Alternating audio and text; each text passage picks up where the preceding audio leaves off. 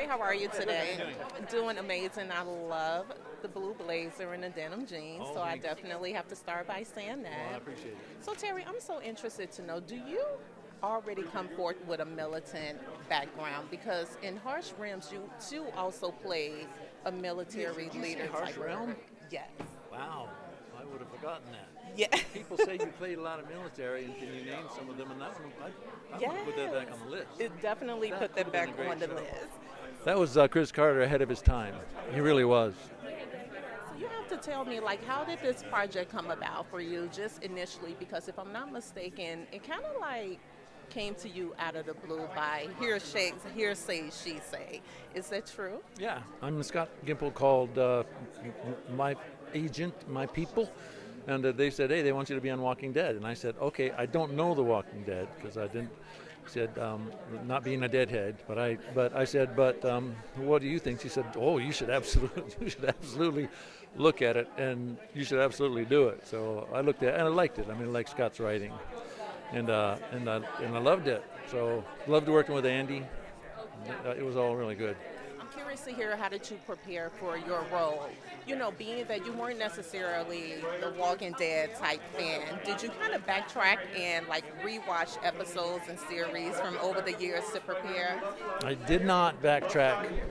I talked with Scott Gimple, and I said, look, tell me about this guy. And, so we talked for quite a long time because he told me about the general, and I said, okay, I think I'm good. You send me the words, and if something's wrong, I will tell me what's wrong, and we'll fix it. So, pretty smooth. I love it. And before I let you go, two more things. You somewhat tweaked your last name. You added a O in front of Quinn. So you're now Terry O. Quinn. Yeah. I'm so curious to hear, why did you add the O? When I joined Actors Equity, my first professional stage job, somebody had my name, Terrence Quinn. So I couldn't have it. So way back when, I think we were O Quinns. So I just popped that on. And where do you keep that Emmy? But in the bookcase. Okay. Thank you so much, Terry. Thank you. I'm doing fantastic. How are you doing? I'm doing amazing, Craig. So you have to tell me, what is it about this zombie apocalypse energy that the Walking Dead franchise keeps bringing to the screen that just literally keep all the fans willed in? What do you think it is? I think it's a human thing, right? I think that, evolutionary on that basis, we always pay more mind to the dramatic because it means survival. So it's something about conspiracies and that science fiction, that world that we all want to create, right? You know, one of the more popular shows in our youth was Dexter's Laboratory, this kid running around a secret lab mixing all these potions, right? And, that's fun, that's childlike, it acts on our imaginative muscle. So I think a show like The Walking Dead essentially just, it captures that center. It kind of captures the childlike, muscle inside the cerebellum, right? You know what I mean? Indeed. What is it about this spinoff that, most intrigued you, and also the role that you played? Like, what is it that the viewers can expect to see, with you, or for those who have watched, like, over the years, like, anything about your character that you would like to share? To the show, the spinoff in specific was, one, the closure we would all receive from finding out what the hell Rick went, what happened to him, and then also, two, some mode of closure for Michonne's journey, as we had seen. I think it was season 9 when she walked away to find out what was going on. And for me, what was the second part of that question? I apologize. Look, my character, when I got the initial audition, it was one of those things where, wow, this character, there's a thing as an artist when you're given a stack of sides. It's one thing to go for the audition. It's another thing to actually get those sides and truly feel a molecular connection, right? So when I read for Okafor, and then when I got the actual on the day sides on set, I don't know if Scott knew who I was before, but I felt like this Okafor character was so perfectly me in a way, and it was a lot of fun to just go inside that creative cave and just explore more of those iotas of myself, and hopefully it translates on screen effectively. You know what I mean? Yes, Craig. And before I let you go, have they offered you the role to play a zombie would you have still said yes to the opportunity? I mean, yeah, 100%, right? Why not? You know, not every day you get to put the makeup on and just have that fun, you know? Yeah. Thank you so much, Greg. Thank you. I'm obsessed with the dress. You look absolutely beautiful. Who are you with? I'm with Gold Derby. Yes. How Hi, are you? beautiful. I'm doing good. The question is, how are you? Oh, I'm wearing a corset tonight, and I feel like I'm going to be like, there's going to be zombies, and I'm going to be like, ah, and then like faint back. But, If you fall back and if you faint, I promise to catch you. Oh, good. Oh, good. Rita, so you have to tell me, have you always been a big fan of the Walking Dead franchise?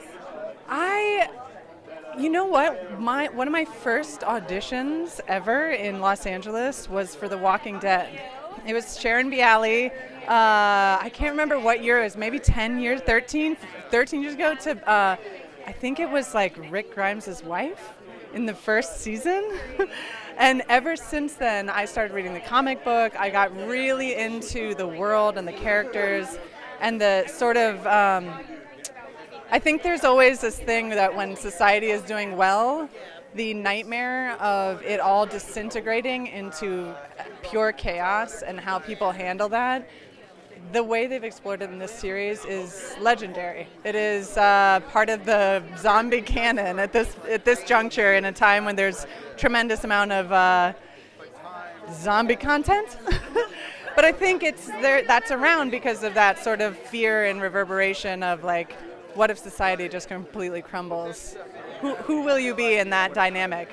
Who will your stronghold people be? Who will you team up with, and what are the qualities in you that can, withstand and sustain that kind of endurance? Yeah. So I'm curious to hear, when you originally heard of, this particular spinoff seasons, the Rick Grimes series, what were your initial thoughts? Well, I had just finished Mr. Mercedes, and I was flying to Paris, and I was on my way to the airport, and Scott called me and said, "Can you take Michonne to a new world?" And so I went on to the original series, and Danai's character is walking through, and she stumbles upon me and Andrew Batchelor, and we take her into this world that we're going to see, and it is a very, very interesting new world that nobody's seen before. Yeah. And before I let you go, do you have a special scene that you worked on, or a special episode that stands out the absolute most for you? Of Walking Dead, or of the ones who live? Listen, the entire Walking Dead saga. Well, keep your eye out for episode 2 of The Ones Who Live. Yes. Thank you so much, Breeda. Thank you. Hi, how are you today, Scott? So listen, you are the mastermind showrunner behind this amazing Walking Dead franchise, right? Scott, what is it that keeps the world coming back for more and more and more of The Walking Dead? I mean, it has literally been countless years, and with time, each episode, each series just continues to get better and better and better. Like, what is it, and how do you continue to one-up the previous episode or series? Give me the secret. I think it's about carrying forward the story values that the comic book put forward, which was about character, which was about emotion, and which was about reinvention on a regular schedule. Taking risks, that's a huge part of it, and not having the plot take over, always having it be about the characters. But if you make it about the characters, the horror elements are that much more horrible. The action elements are that much more thrilling. I think people love these characters. I mean, this show is absolutely a tribute to that. And with the other shows we do, we try to make big characters that people connect with, that people see in their own lives. I think the ultimate thing is ultimately it's about the characters. Let's talk creative direction just for a brief moment. Talk to me about the creative direction that you have taken alongside the team with this spinoff series. Well, the creative direction with this was all about working with Danai and Andy from the get-go. They are co-creators of this series. They are executive producers. We sat in conference room after conference room working out this story. And we had wonderful writers that brought it to life alongside us. But if you watch this series, the way that this story goes, the big moments, and the way it's all structured, what happens? Andy, Danai, and myself working in a room, we laid down the blueprint for that. And before I let you go, was there any particular episode or season that you have personally worked on that, you know, excited you the absolute most?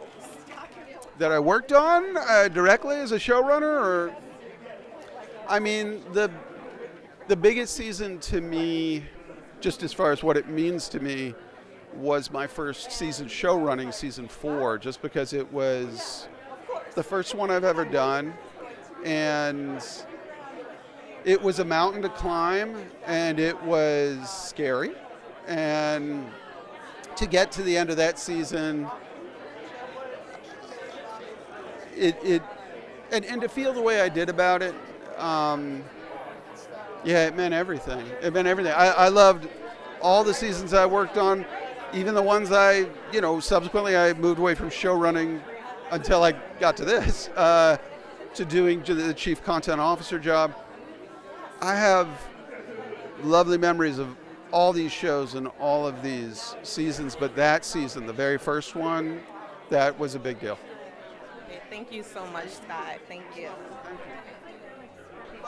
Hi, Denise. How are you? Pink and shiny. I love it. Oh, thank you so much. And you can just leave that necklace with me when you walk to the right. Thank you. Denise, so you're one of the amazing producers behind the scenes of the Walking Dead franchise, okay? What is it that ultimately it is you would like for the fans to take away from this new spinoff series? Gosh, I think it's been such a ride. It's been like 13, 14 years now since we woke up with Rick in the hospital, and I think the biggest thing for me as a fan has always been, well, what happened to him? Where did he go when he left the show and flew away in that helicopter? So, I hope for the audience it's incredibly satisfying and rewarding to see him again and to see Michonne again. And to see that relationship, he was a man who woke up and was looking for his family, and what his family is changed a great deal over the course of the series, but that is still what he's searching for. So I'm just excited for the fans to see, the continued journey of Rick and Michonne. I love it. I'm excited to see it also. I'm also curious to hear, over the years, what has by far been the most challenging aspect? On the producer end of things. It's a very hard show to produce. It was not easy. We were very fortunate that we had an incredible cast, starting with Andy, who's just incredible, and Danai, who came in season 3, who's fabulous, and they were so committed to it. It very easily could have gone awry. It was zombies on television. But between the cast and the crew, our crew in Georgia and then in New Jersey, same thing. It was like they had such commitment to what the story was really about and what we were trying to tell. It's a very physically demanding show to work on. We're outside all the time. It's either 1,000 degrees or we're freezing. It's never comfortable. And just the fact that we were able to pull it off. When it started, television's changed so much since we started in 2010. And streaming wasn't a thing back then. That happened as we were on the air. And we kind of broke every rule of television. We filmed outside every day. We killed series regulars constantly. Everything we did was not how you make television. And the fact that it's now kind of become more common is kind of exceptionally cool, that we sort of set the bar of how you tell television in a way that's not on a soundstage. Denise, before I let you go, I want to make a pivot back to killing off some of the regulars. As a producer, who is that one character that you, Denise, you did it, killed off, that you absolutely regretted to let go? Oh, God. There were I don't know that regretted any in the long run. I think, in the service of the story, it had to be done. You have to kill the babies. But the one that I think was the most painful for me was probably Michael Cudlitz, because leading into that in the introduction of Negan, I kind of knew Steven was coming. I knew Glenn. It happened in the comic books. If we didn't do it on the show, it would have been a thing. So I sort of emotionally prepared for that. And then when Scott pitched us the story, he pitched it in the opposite order of how it happens in the show. So he said, oh yeah, he kills Glenn. And then he goes on and he kills Abraham. And I remember in that room, I was like, like I was not prepared. And so for that, I think, and I love them all. Steven, there were a lot of tears shed the night that those two gentlemen died on the show, but Cudlitz was the most surprising to me. Thank you. And Herschel and Chandler, Carl, there's so many that, Scott and the writers are demented, and Robert Kirkman's a crazy man. So but that's part of what makes the show so great is, most television shows, you kind of have that built-in comfort of nobody major's going to leave. And on our show from the very beginning, it was like nobody's safe. And that continues through the ones who live. Nobody's safe. So, we'll see what happens. What keeps us coming back for more and more and more and more. Denise, thank you so much. Thank you. Appreciate it. So, Lennie, I'm so curious to hear, what is it that you miss the absolute most about your character? About my time on Walking Dead? And about your character in particular? I don't miss his clothes. I wore the same clothes for 3 years. Serious, same pants, same trousers for 3 years. And then I moved to the other show and they got me the same trousers. So I didn't miss that. So what do I miss about my character? Did they at least, Lennie, dry clean it every day for you? Oh no, they would clean it, but it was the same pants. And then I thought I had new pants, but it was the same pants, they just patched them up. So I won't miss them, but I'll miss what everyone's going to say to that question, really. I miss the people, I miss our crew, I miss Atlanta, and I just miss the fun times we had, really. And what was it like for you just being a part of the entire Walking Dead franchise in general? Like, what was the experience like overall?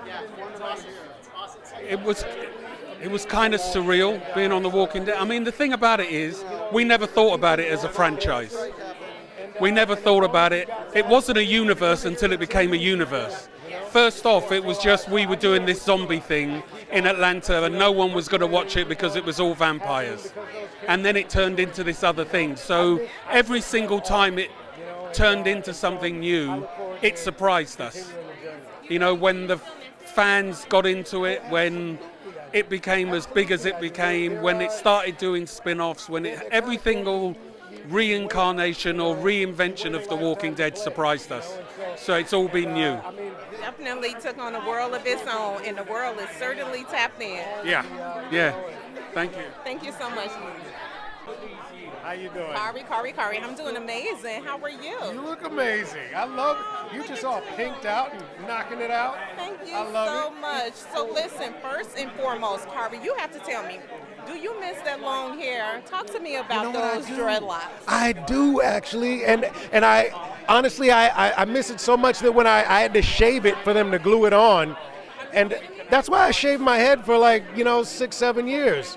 Is why I did, and so I'm finally starting to get my afro back, and I'm gonna finally get to pull it out, and I might get them long again, just for the fun of it. Yeah. How heavy were they? Were they extremely heavy? You know what? That was an expensive, well-made wig, and it was not the problem. The problem was all of those clothes they put on me.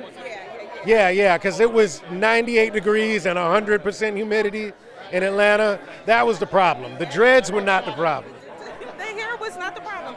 What is it that you miss the absolute most about your character, the King? I miss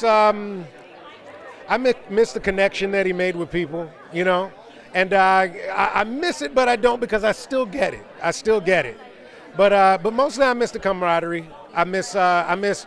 We had so many great characters, and they brought in so many great people to play them, and I miss being able to come back after work and always be able to find somebody at a restaurant or a bar. There was always somebody who wasn't working that you could always sit down and build family with, and that's what I miss. And speaking of family, like while working on the project, how were you able to balance, your work life, professional life, and your personal life? I didn't. I fell over a lot. That's what I did.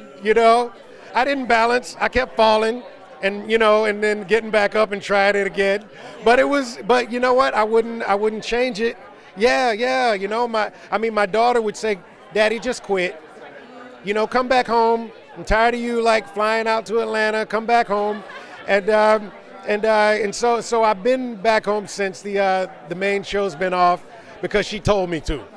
How old is she right now? She's 12 now. She's almost a preteen. Yeah, exactly. It's just starting to happen for me. And she was sassy from the beginning because at 7, she told me to quit the best job of my life. So yeah. But the cool thing about it is she must be manifesting something because every job I get now is 10 minutes from home. So yeah. So I've got fun stuff that I'm doing now, but I got to stay close to my baby. Love to hear it. Khary, thank you so much. Thank you. You too. And how are you, beautiful? I'm good, thank you.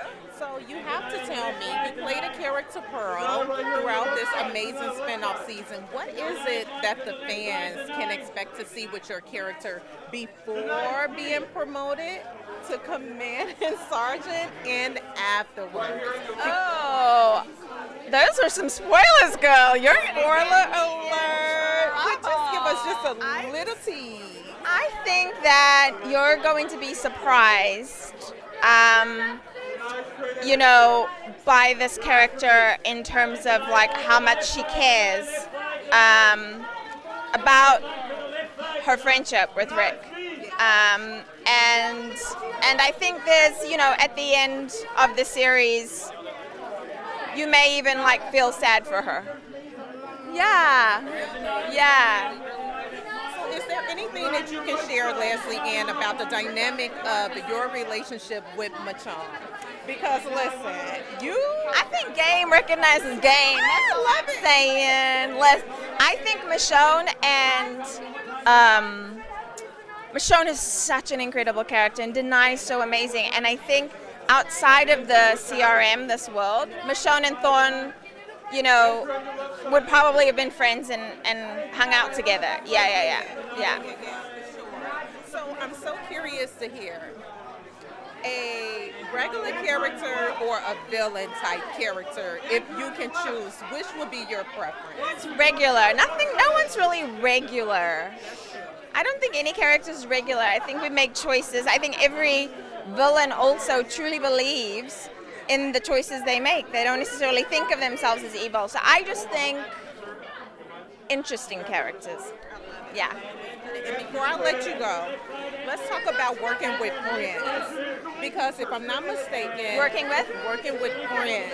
Because friends, very close yes, friends. Yes. Because if I'm not mistaken, you worked on 3 different projects with one of your close friends, Craig Parker. Yes. What is it like working, on a project with someone that? I love him. There's a shorthand you have with him, so it makes it definitely a lot easier. He was the first actor when I started actually in this business, and I was very nervous on my very first job. He took me by the hand and he said, "Come and have lunch with me." And we just sat together, and I appreciated the extension of that kindness, And I try to do that now with the new ones coming in. Take them under the wing. Yes. Listen, because you're certainly a vet. Lesley-Ann, it was such a pleasure chatting with you. Thank you so much. Thank you. Danai, what did you think of Queen Angela Bassett getting her honorary Oscar this year? Oh, it was glorious. It was absolutely glorious. Could not have been more deserved and more beautiful. I was cheering and jumping up and down on my Insta messaging. So I was just I was so thrilled. It could not have been more deserved. Yeah.